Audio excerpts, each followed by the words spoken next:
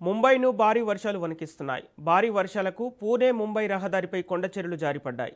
Express way tunnel 2 exit సమీపంలో ఘటన జరిగింది. దీంతో వాహనాలను ఇతర మార్గాల్లోకి మళ్లించారు అధికారులు. భారీ వర్షాల నేపథ్యంలో స్కూళ్లు, కాలేజీలకు సెలవులు ప్రకటించారు.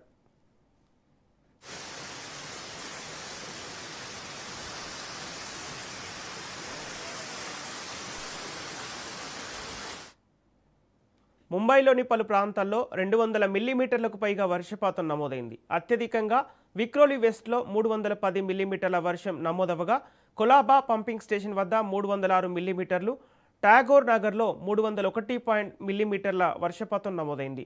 దీంతో లోతట్టు ప్రాంతాలన్నీ జలమయమయ్యాయి. పలు చోట్ల ఇల్లు కూలగా చెట్లు విరిగిపడ్డాయి.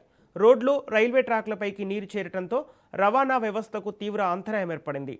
సబర్బన్ రైళ్లు ఆలస్యంగా నడుస్తున్నాయి.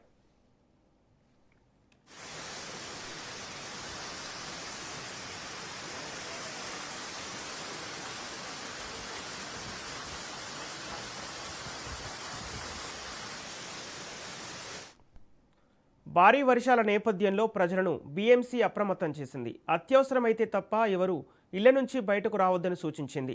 సహాయం కోసం 1916 హెల్ప్ లైన్ నెంబర్ను సంప్రదించాలని తెలిపింది.